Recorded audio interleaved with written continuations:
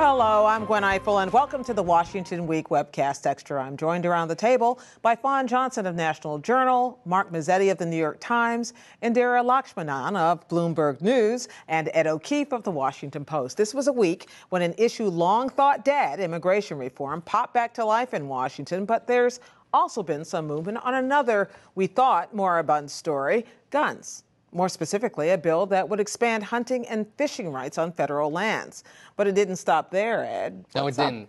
Anytime you bring something to the floor of the Senate that has anything remotely to do with firearms, both sides get all fired up. And because of that, so to speak, yes, pun kind of intended in this case, actually, it was the Bipartisan Sportsman's Act, and it brought together about a dozen different proposals that Democrats and Republicans have been trying to get passed for years.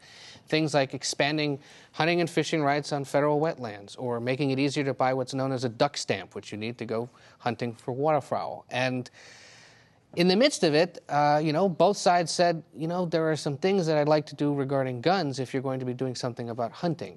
11 Democrats voted against proceeding on this bill because they said, it's been more than a year since we tried.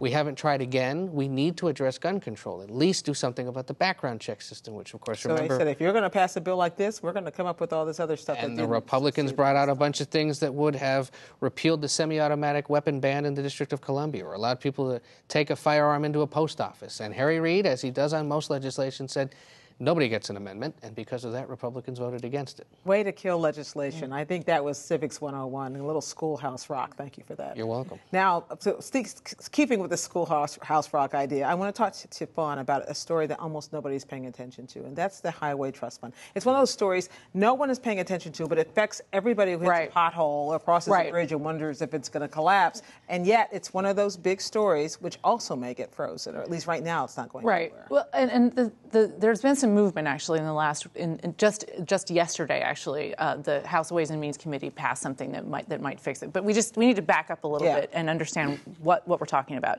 The Highway Trust Fund is paid for by the gas tax, the federal gas tax, which we have, that goes to repair our highways, to build new highways, fix potholes, etc. It is dwindling, and the cliff for it, so to speak, as we use cliffs, is sometime in mid-August. The Transportation Secretary has warned states that if Congress doesn't act to try and plug the gap, that he's going to have to start cutting back on federal funds beginning in August. And it costs anywhere between, we're looking at probably a $15 billion gap just for the next year to keep the costs going that we currently are using. There's a lot of people who think we should be spending more on infrastructure, but just to keep where we are. And so there's been a lot of discussion. A month or so ago, the House Republicans wanted to stop some Saturday delivery of Postal Service to raise enough money to plug the gap.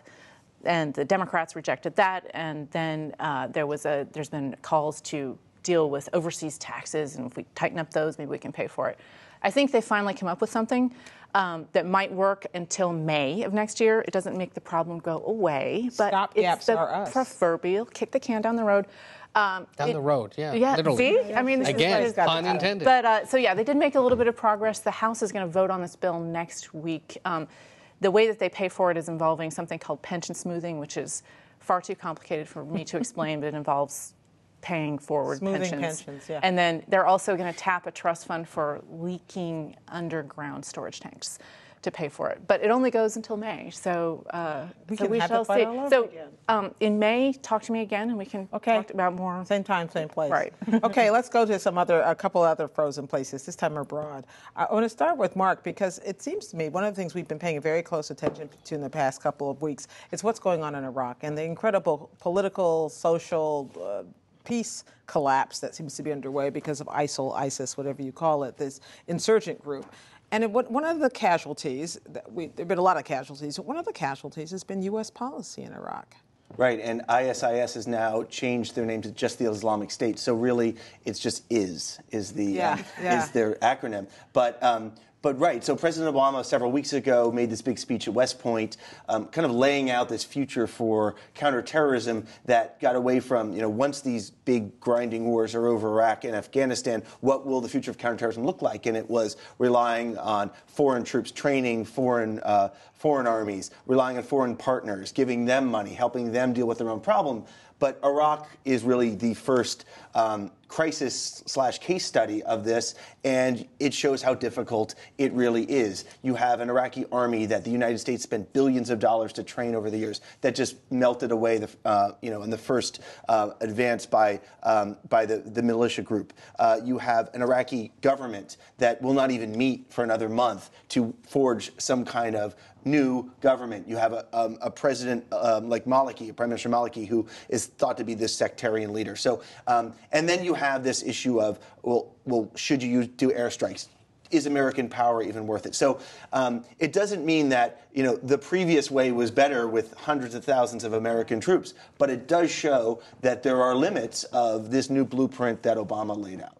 Let me ask you about another piece which seems to be frozen in time, and that's Afghanistan. We had elections there last week, a couple weeks ago, and all of a sudden we still don't know who actually has won. Well, they declared Ashraf Ghani as the winner. Abdullah says, oh, no, you haven't. I don't believe it. And they're stuck to the point that John Kerry has intervened and said, come on, kids, let's play together. That's right. What's happening? Although they haven't actually, there's still preliminary results. No one is recognizing them officially, and that includes John Kerry, who, it's interesting to me because Ashraf Ghani is someone who has a lot of friends in Washington. He's a former World Bank economist who knows everyone in the U.S. government, and they like him. That said, the U.S. government itself has said, ooh, it really looks like there's been some bad fraud in this. Now, that doesn't necessarily mean that Ghani himself was behind it, but let's remember... We've seen this movie before, right. Fraud in Afghanistan. This is a guy who, in the last election 5 or so years ago, only polled about 3%.